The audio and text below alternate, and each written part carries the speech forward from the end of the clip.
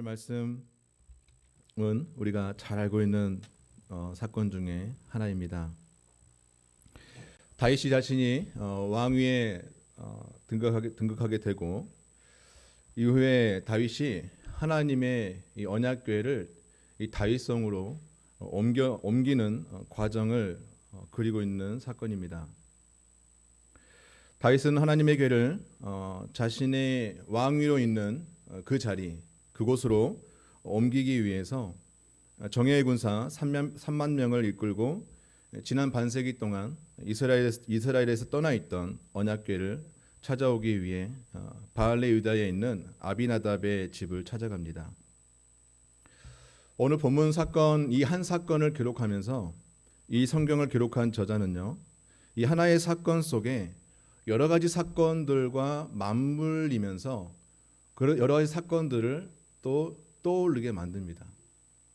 과거의 역사를 떠오르게 만드는데 그 과거의 역사가 결코 긍정적인 역사는 아니었어요. 다윗이 행하는 오늘 이 귀한, 우리가 볼 땐 참 귀하지 않습니까? 하나님의 궤를 성으로 옮기는 것, 이게 참 귀한 일인데 이 사건을 기록한 저자는 오히려 이 사건 속에서 과거의 잘못된 역사를 다시 한번 들춰내는 이런 기록을 하고 있다라는 거죠. 그것은 과거의 역사를 기록할 당시에 쓰였던 문구들과 동일한 문구들을 같이 사용함으로써 과거의 역사를 떠오르게 만듭니다. 저자가 이렇게 한 의도는 저자가 이렇게 한 것은 분명한 의도가 있는 것이죠. 서로 어떠한 동일한 부분이 있는지, 어떠한 사건을 떠오를 수 있는지 한번 살펴보면서 무엇이 잘못됐고 우리는 어떻게 고쳐 나가야 되는지를 한번 살펴보겠습니다. 우선 이 6장 2절에 보면 하나님의 궤에 대해서 설명을 해주는데요. 우선 하나님의 궤를 설명하는데 하나님의 궤를 이렇게 이름합니다. 하나님의 궤를 메어 오려 하니 그 궤는 그룹들 사이에 좌정하신 만군의 여호와의 이름으로 불리는 것이다. 하나님의 궤를 한 번 더 설명을 합니다. 근데 이 설명이 사무엘상 4장에 보면은 이스라엘이 블레셋과의 전쟁 중에 1차는 패합니다. 패하고 난 뒤에 한 번 더 이 블레셋과의 전쟁을 치르는데 이 이스라엘 진영에서 실로에 있는 언약궤를 가져오라고 사람을 보내요. 그때도 언약궤를 이렇게 설명을 합니다. 그룹 사이에 계신 만군의 여호와의 언약궤라는 표현으로 동일한 이 표현으로 기록하고 있습니다. 두 번째로 비슷한 부분은 뭐냐면 언약궤를 운반하는 방식이 있습니다. 오늘 본문에서 보면은 소가 끄는 수레에 이 언약궤를 싣습니다.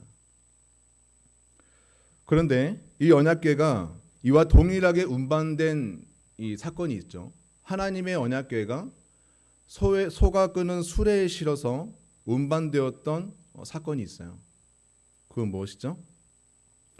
블레셋이 이스라엘과의 전쟁 속에서 승리합니다. 그리고 이스라엘이 가져왔던 언약궤를 빼앗아 가죠. 빼앗아서 아스토스에 있는 자신들이 섬기는 다곤 신전에다가 이 하나님의 언약궤를 놔둡니다. 그런데 다음 날이 되고 그 신상에 들어왔더니 자신들이 섬기는 다곤 신상이 하나님의 언약궤 앞에 넘어져 있는 거예요. 다시 세웁니다. 그리고 그 다음 날에도 왔는데 다곤 신상이 또다시 하나님의 언약궤 앞에 쓰러져 있습니다. 근데 이번에는 이 신상에 자신들이 섬기는 다곤 신상의 머리와 손목이 부러진 상태로 쓰러져 있는 거예요. 그리고 하나님께서는 그 아스토스의 사람들에게 재앙을 내려서 그곳 마을이 망하는 일이 생깁니다. 그래서 사람들이 이 언약궤를 가드로 옮기게 되는데요. 그곳에서 또 하나님께서 재앙을 내리셔서 그곳에 큰 피해를 입게 만들어요. 블레셋 사람들이 안 되겠다 싶어서 이 언약궤를 다시 원래 있던 곳으로 돌려보내자 하고 그들이 그것을 옮기는 데 사용한 것이 뭐냐면 수레에 싣고 젖물리는 암소 2마리를 끌게 만들죠. 그리고 이 암소 두 마리가 새끼를 뗐기 때문에 분명히 발버둥을 칠 텐데 이 암소 두 마리가 좌로나 우로나 치우치지 않고 곧장 목적지를 향해서 간다면 이것은 분명 필시 하나님께서 이 사건을 이 재앙을 내리신 분이 하나님이라는 것을 인정하겠다라는 의미로서 그렇게 행했던 것입니다. 그들은 어떻게 수레를 옮겨야 되는지 모르기 때문에 자신들이 할 수 있는 최선의 방식으로 수레에 싣고 소가 끄는 수레에 싣고 그 일을 행했다라는 것이죠. 오늘 본문과 동일한 사건으로 우리가 생각해 볼 수가 있습니다. 또 보면요, 어떤 일이 벌어지죠? 그 언약궤가 왔을 때,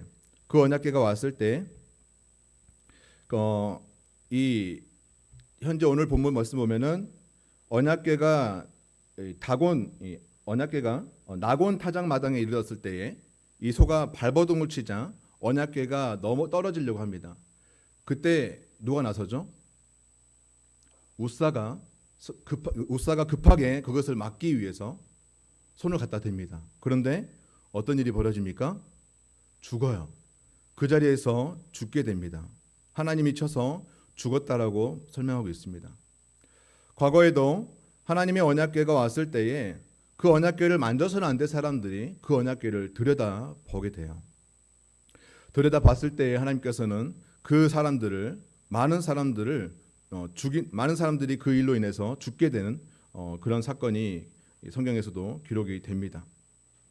그래서 이 하나의 사건, 오늘 이 사무엘하 6장 1절부터 11절에까지 나오는 이 하나의 사건 속에서 이러한 과거의 세 가지의 사건을, 역사를 한 번 더 돌아보게 만드는 것이죠. 그런데 그 모든 것들이 다 긍정적인 사건이 아닌 부정적인 사건이었다라는 것입니다. 따라 이 사건을 이 저자는 동일한 사건을 다시 한번 연상케 하면서 과거의 실수와 과거의 잘못이 다시 한번 다윗으로 인해서 반복되고 있다는 것을 언급해 주고 있는 거예요. 그렇다면 이 반복된 역사는 또다시 반복돼서는 안 되겠죠. 또다시 반복돼서는 안 되고 이것이 분명히 고쳐져야 할 것입니다. 오늘 말씀 보면요, 이 한 가지 더 살펴보자면 사무엘상에서 이스라엘 백성들이 블레셋과의 전쟁 속에서 하나님의 언약궤를 자신의 이 전쟁 가운데로 가져오려는 의도가 하나님께서 기뻐하실 일이었을까요? 아니면 기뻐하시지 않을 일이었을까요? 이스라엘 백성들이 전쟁 가운데 하나님의 궤를 가져오려는 이유가 뭐였습니까? 철저히 이 전쟁에서 승리해보자라는 의도이지 않습니까? 하나님의 궤가 오면은 분명히 우리는 승리할 거야라는 그러한 어떤 의도를 가지고 하나님의 궤를 옮겨오죠. 그리고 그 사건과 함께 더 볼 것은 다윗이 현재 하나님의 궤를 다윗성으로 옮겨오려는 이 모습이 과연 그가 옳은 의도로서 정말 하나님을 기쁘시게 하며 하나님의 영광을 위해서였는지, 아니면 마치 이스라엘 백성들이 자신들이 이 전쟁에서 승리해보고자 하는 그런 자신들의 어떤 성공을 위해서 하나님의 궤를 이용해 보려고 했던 건 아니었는지를 한번 되돌아보게 만드는 것이죠. 그러 보았을 때 다윗의 의도는 하나님의 궤를 자신의 성으로 옮기려는 이 의도가 결코 긍정적인 의도만은 아니었을 것이다라고 추측해 볼 수 있습니다. 결코 이러한 반복된 과거의 잘못은 오늘날에도 분명히 또다시 반복되고 있다는 것을 우리는 기억해야 합니다. 첫 번째로 블레셋과의 전쟁에서 그들이 잘못한 부분은 분명히 이 부분은 잘한 부분이 아니죠. 이스라엘 백성들이 하나님의 궤를 옮겨오면 그들은 승리할 것이다. 사실 그러했습니다. 이스라엘 백성들이 광야를 지날 때 하나님의 궤가 앞섰죠. 하나님의 궤가 앞선 상황에서 모든 전쟁에서 승리하게 됩니다. 승리하게 되었기 때문에 그 과거의 역사를 그들이 기억해서 이번에도 한번 그것을 이용해보자 라고 해서 그들이 하나님의 궤를 옮겨오는 것이었습니다. 그것은 하나님의 어떠한 의도와 하나님의 어떠한 말씀도 없었어요. 단지 자신들이 한 번 패했는데 또다시 패하면 안 될 것이다. 이번만큼은 우리가 승리해보자 라는 의도로 그것을 하나님의 괴를 이용하려 했던 것이죠. 그렇기 때문에 사실 처음에 블레셋 군사들도 두 번째 전쟁에서도 분명히 그들이 이번에도 이기겠지 했는데 이스라엘 백성들이 기가 죽지 않고 덤비는 거예요. 이유를 봤더니 하나님의 괴가 온다라는 것을 그들도 알고 심히 그들도 두려워했습니다. 왜냐하면 그들도 과거를 알았기 때문에 그렇죠. 그런데 이 블레셋은 승리를 갖게 됐고 언약궤도 빼앗을 수가 있게 되었습니다. 이스라엘 백성들은 철저히 하나님의 괴를 자신들의 이익을 위한 수단으로 사용을 했던 것입니다. 하나님의 영광이 아니었던 것이죠. 사실 승리도 좋죠. 승리해야죠. 지는 것이 우리에게는 패배를 주는 것은 굉장히 큰 어려움을 주기 때문에 승리라는 것이 좋은 것이죠. 하지만 우리의 인생의 승리와 패는요, 모든 것이 다 하나님께 있다라는 것을 우리는 인정해야 할 것입니다. 때로 우리가 믿음으로 살아감에도 불구하고도 패하는 삶을 살아갈 수가 있습니다. 하지만 이 모든 것들이 하나님의 섭리 아래 있음을 우리가 믿고 그 모든 과정 속에서도 철저히 하나님만을 의지하고 하나님께 시선을 두고 하나님만을 믿고 따라가는 것이 우리의 삶일 것입니다. 승리해야만 한다라고 하는 것은 어쩌면 우리의 욕심일 수 있습니다. 이스라엘 백성들은 그들의 욕심을 채우기 위해서 하나님의 괴를 철저히 이용한 것이죠. 그러고 보았을 때 이 본문에서 그 과거의 사건을 기록하게 만들면서 이스라엘 백성들의 그 마음 중심에 있는 잘못된 생각, 그것이 마치 오늘 다윗이 자신의 성으로 하나님의 괴를 옮겨오려는 그 다윗의 중심이 마치 그들과 동일한 마음이었을 것이다라고 생각해 볼 수가 있는 거예요. 다윗은 어쩌면 자신이 왕위에 있는 것이 왕위에 있을 때에 많은 민심들을 자신에게로 돌리려 했을 것입니다. 여전히 사울을 따르는 사람들이 있었을 거예요. 다윗을 긍정적으로만 보는 사람들이 없었을 것입니다. 하지만 그런 모든 사람들의 마음을 그들의 마음을 민심을 돌려보기 위해서 자신이 이 나라를 다스리고 통치하는 데 있어서 그렇게 사람들의 민심을 자신에게 돌려보기 위해 하나님의 괴를 이용하여 사울을 따랐던 사람들도 자신에게로 마음을 돌리게 하려는 의도가 분명히 있었을 것이다라고 생각해 볼 수 있습니다. 그런 가운데에 이 다윗이 선택한 하나님의 괴를 운반하는 방식이었던 거죠. 뭐냐면 소가 끄는 수레를 이용했다라는 것입니다. 하나님의 괴를 운반하는 데는 방식이 있는 것입니다. 하나님께서 말씀하신 분명한 율법이 있는 거예요. 어떻게 하나님의 괴를 운반해야 되는지 그 방식과 그 운반할 수 있는 또한 자격을 갖춘 사람이 있는 것이었습니다. 아무나 해서는 안 될 것이죠. 아무나 해서는 안 됩니다. 그리고 아무렇게나 또 운반해서도 안 될 것이었죠. 하지만 당시의 다윗은 분명히 하나님의 방식이 있었음에도 불구하고도 지금 오늘 본문처럼 새 수레에 싣게 됩니다. 사실 새 수레에 실었다라는 것은 많은 사람들이 긍정적으로 봤을 거예요.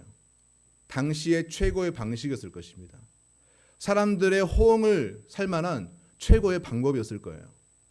사람들이 이렇게 평가할 수 있습니다. 역시 요즘 시대가 어떤 시대인데 이렇게 해야지. 더 멋지게, 더 멋들어지게, 더 화려하게 많은 사람들이 인정하고 동의할 수 있을 만큼의 그런 최고의 방식을 동원해야지. 잘했어. 다윗은 정말 잘한 거야. 얼마나 거기에 많은 에너지와 또 많은 자원을 쏟아 부었겠습니까? 그런 방식을 택한 것은 다윗의 의도였던 것입니다.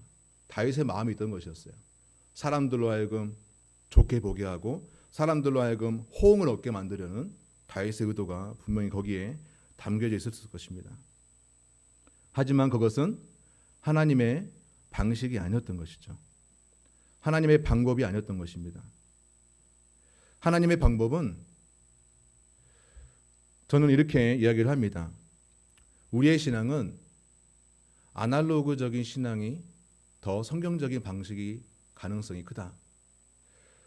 오히려 우리가 신앙생활할 때에 하나님 앞에 신앙생활할 때에 우리는 디지털화된 그런 문화보다도 아날로그적인 신앙을 갖고 신앙생활하는 것이 더 옳은 방법일 수도 있다라고 하는 거죠. 오늘날 교회 안에 참 좋은 시스템들이 많습니다. 얼마나 편하고 좋습니까? 성경책, 무거운 성경책. 교회의 직분이 높으면 높을수록 그 무게는 더 커지죠. 사이즈도 커지기도 합니다. 요즘에도 그렇지만 이 가슴에 안고 들고 오는 커다란 성경책을 안고 오면은 이분은 교회의 중직자분이실 것이다 라고 다들 생각하겠죠. 하지만 젊은 나이일수록 점점점 성경책이 작아지죠. 작아지고 디자인도 너무 화려합니다. 이게 성경책인지 아니면 일반 책인지 모를 정도로. 뭐 화려하고 멋있으니까 들고 다닐 수도 있겠지만 성경책이다라고 굳이 사람들에게 보이지 않기 위해서 하는 경우일 수 있어요. 성경책 갖고 오기만도 감사한데 요즘에는 교회 안에서 다 안 가져도 돼요. 안 가져도 돼요. 다 보여주지 않습니까? 앞에서 컴퓨터로 다 쳐가지고 사이즈 작으면 확대해서라도 보여주고 너무나도 편합니다. 예배드리기 편해요. 사실 하나님께 예배드리는데 하나님께 집중하기 위해서 그런 편리를 제공해 주는 것도 좋지만은 그 편리함이 하나님 중심인지 사람 중심인지 예배만큼도 그 속에 인본주의적인 색깔들이 많이 있다라는 거예요. 요즘에는 청소년 집회나 청년 집회를 요즘 많이 못합니다. 거의 없죠. 하지만 코로나 있기 전에 이제 연합 집회, 어떤 큰 그 청년들 케어하는 그런 어떤 집회를 여시는 그 교회와 또 그 단체에서 주최하여 캠프를 열 때 보면요, 캠프에 참가하면 그 저녁 예배 때가 하이라이트지 않습니까? 막 뜨겁게 찬양하고 말씀 선포하고 부르짖게 만들고. 그런데 갈수록 변해가는 게 있었습니다. 그게 뭐냐면 화려함이었어요. 얼마나 화려한지, 여기가 나이트클럽인지 여기가 하나님을 예배하는 곳인지를 모를 정도로 엄청 화려합니다. 뭐 의도가 있을 것입니다. 많은 사람들을 더 불러오고 이곳이 큰 거부감 없이 오게 만들기 위해서 이러한 부분들이 필요하다라고 제공하고 자꾸 그것들을 교회 안으로 집회 속으로 들어오는 것도 정말 중요한 부분이라고도 생각합니다. 그분들의 의도와 그분들의 헌신이 결코 나쁘다라고 말하지 않습니다. 하지만 좀 더 우리가 생각해 볼 때에 하나님께서 원하시는 방식인 것인지 사람들이 좋아할 만한 것인지를 한 번 더 봐야 하는 것이죠. 다윗은 현재 새 수레에 언약궤를 실은 화려하고 멋진 이 방식이 많은 사람들의 이목을 끌었고 관심을 끄게 만드는 데는 성공했었습니다. 하지만 하나님께서는 어땠을까요? 하나님께서는 그렇게 달갑지는 않았다는 것이죠. 그래서 일어난 사건이 무엇입니까? 이 엄청난 축제, 다들 들떠있는 상황에서 여기에 찬물을 끼얹는 상황이 무엇입니까? 우사가 죽는 일이었습니다. 우사가 죽음으로 인해서 순식간에 분위기는 잔치 분위기에서 초상집 분위기로 바뀌어버렸어요. 이때 다윗이 어떤 행동을 취하죠? 8절 말씀 보니까요, 여호와께서 우사를 치심으로 다윗이 어땠습니까? 다윗이 분했다라고 말을 해요. 그도 그럴 것이 지금 다들 자신에게로 관심이 집중되고 있었어요. 그래, 다윗 이 정도쯤은 봐주자 하고 많은 사람들이 민심이 이 다윗에게로 향하고 있었습니다. 그런데 우사가 죽게 되고 완전히 분위기가 깨져 버리니까 이거 안 되겠구만. 다윗 그렇게 안 봤는데 이거 뭔가 있는 것 같아. 다윗에게로 향했던 사람마저도 지금 현재 갈등하고 흔들리는 그런 상황이 만들어진 거죠. 이런 분위기가 된 상황에서 다윗은 분노하게 됐다라는 거예요. 다윗이 의도한 바와는 다르게 지금 흘러가고 있는 것에 대해서 다윗이 분노하고 있는 것을 볼 수가 있습니다. 여러분, 이 우사가 죽는 것에 대해서 여러분들 어떻게 생각하십니까? 우사 참 안 됐다. 우사가 뭐 잘못한 것도 아니고 언약궤가 떨어졌으면 분명히 깨지고 부서졌을 텐데 우사가 막은 거 잘한 거 아닌가? 라고 생각하지 않습니까? 하지만 7절 말씀 보면은 분명히 말씀하고 있어요. 우사가 잘못했다라는 거예요. 그 누구도 우사의 행동을 잘못했다라고 보지 않을 것입니다. 사람들의 안목은 그렇지 않았어요. 근데 하나님께서 보실 때는 우사는 잘못한 거예요. 잘못한 거였던 거예요. 만일 우사가 죽지 않았다면 어떤 일이 벌어졌을까요? 우리는 우사가 죽지 않길 바라겠죠. 우사 다시 살면 안 돼? 우사 같은 의인이 어디 있어? 자신의 몸을 던져가지고 이 언약궤를 보호한 거 아니야? 라고 생각하지 않습니까? 만약에 우사가 죽지 않았다면 하나님의 거룩하심과 완전하신 말씀은 훼손되고 말았을 거예요. 복음의 능력 또한 손실될 수밖에 없었을 것입니다. 하나님의 말씀은 금이 간 것이죠. 그리고 그 말씀을 믿는 자들은 허망한 인생이 되고야 말 것입니다. 우사는 그 자리에서 죽는 게 맞았어요.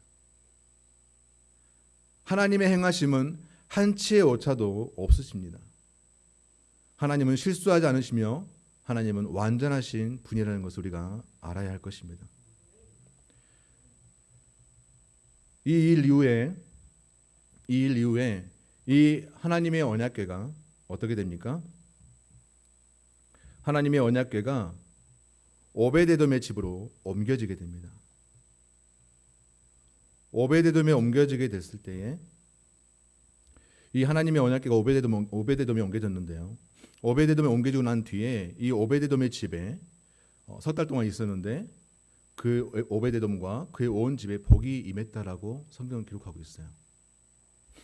여러분, 오베데돔의 입장에서 한번 생각해 봤습니까? 오베데돔의 집에 갑작스럽게 이 언약궤가 들어온다라는 것을 알았을 때 오베데돔은 어땠을까요? 어서 오세요라고 했을까요?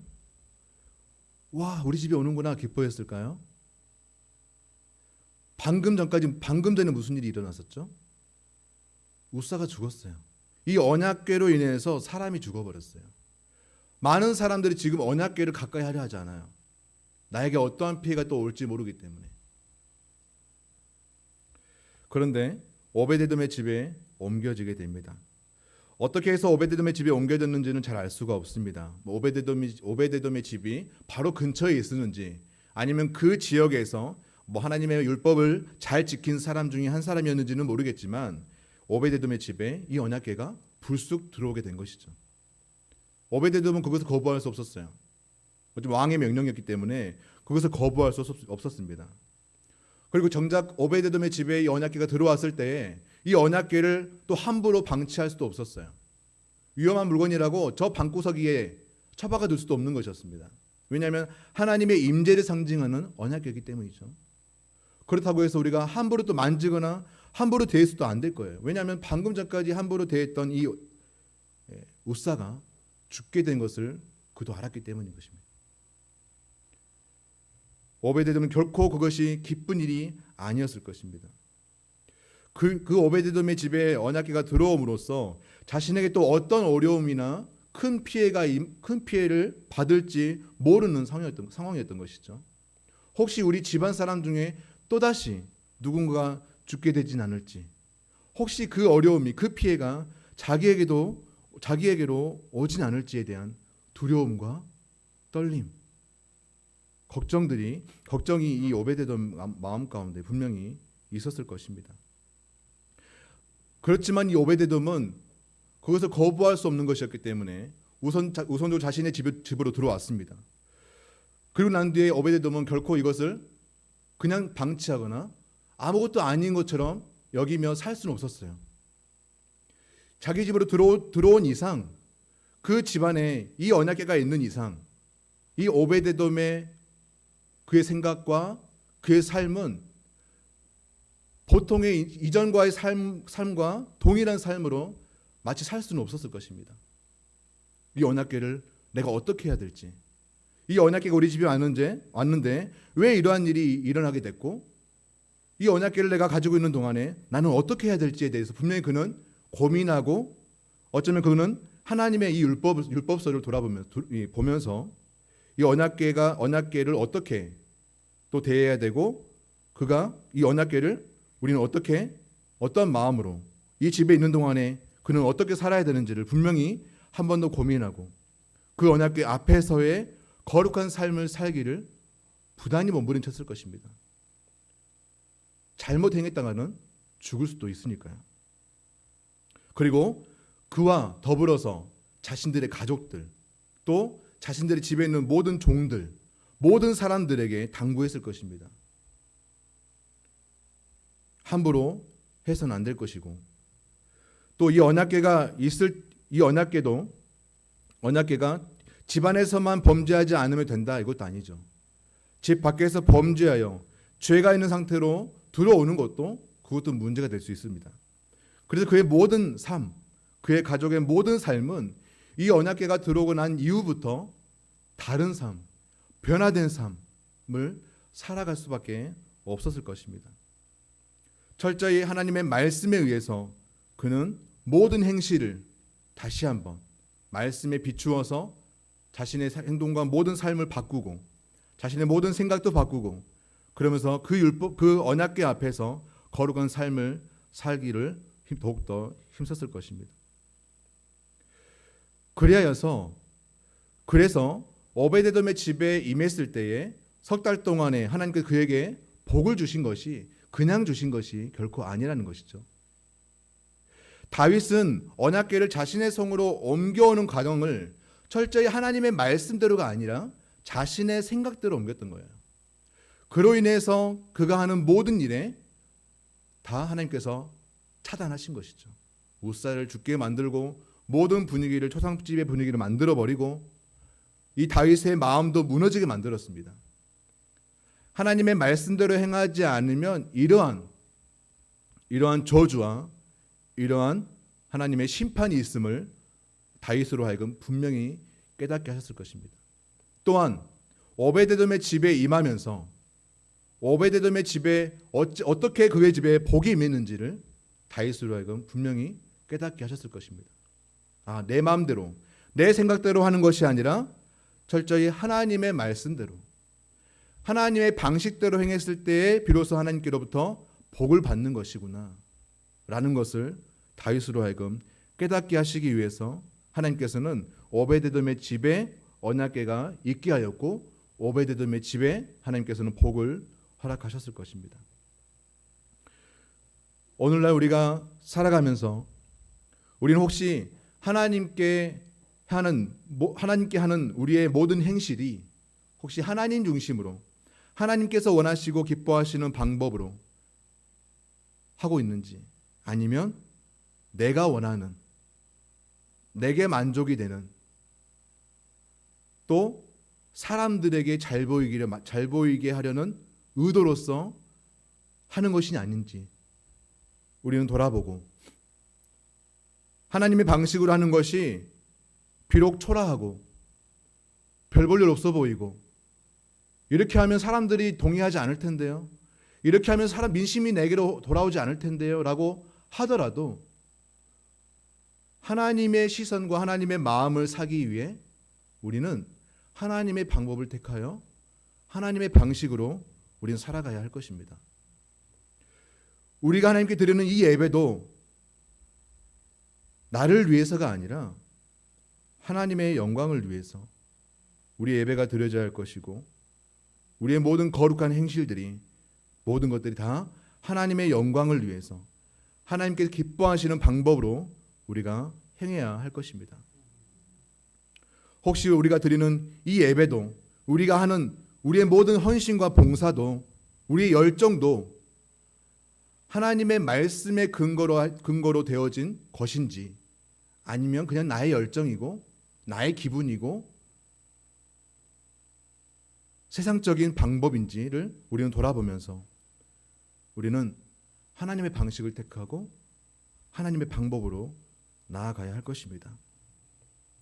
그럴 때 우리는 하나님의 은혜를 경험하게 될 것이고, 우리의 방식으로 했을 때에 더 많은 것들이 내가 얻을 수 있겠다라고 생각할 수 있겠지만, 하나님의 방법으로 했을 때에 하나님이 부어주시는 그 은혜를 우리는 더 사모하고 그것을 우리가 경험해야 할 것입니다. 하나님의 방법은 때론 우리의 눈에 볼 때에는 별로 탐탁치 않을 수 있습니다. 다른 방식으로 하면 더 성과가 클 텐데 왜 이렇게 해야 되나? 라고 할 수도 있습니다. 하지만 그것이 옳은 선택이고 그것이 올바른 방식이라는 것을 우리는 기억해야 할 것입니다. 여러분, 빌립이 사마리아에서 전도를 합니다.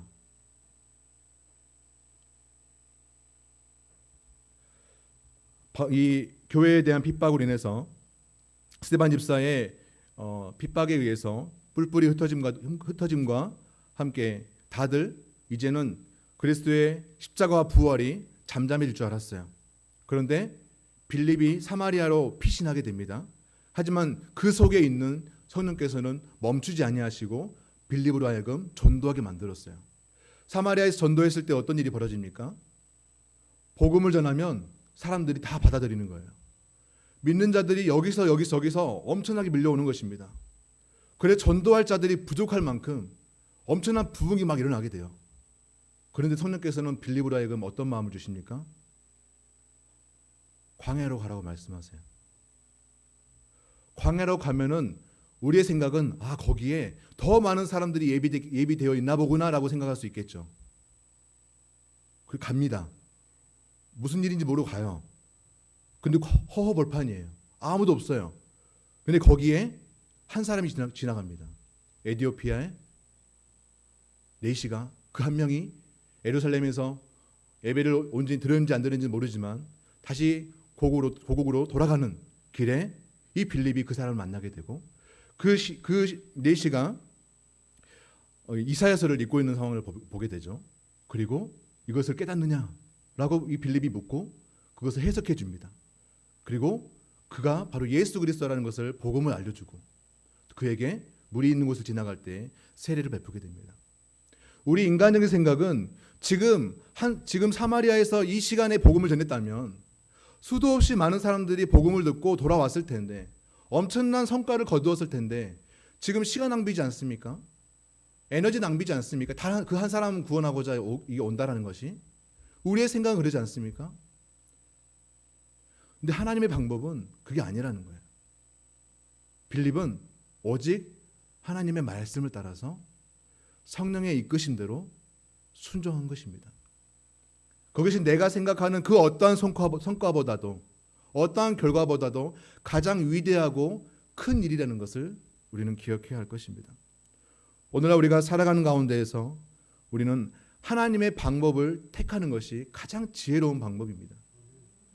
내 생각은 이렇게 해야 돈을 많이 벌 수 있고, 이렇게 해야 내가 잘 살 수 있고 성공할 수 있겠다고 생각하지만 하나님은 아니라는 거예요. 하나님의 방법은 다른 데 있을 수 있습니다.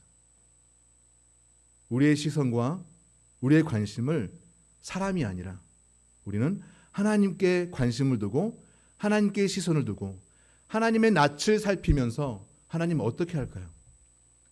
하나님은 어떤 방식이 있고 하나님은 어떤 의도가 있는지요 물으면서 우리가 한 발짝 한 발짝 나아가야 할 것입니다.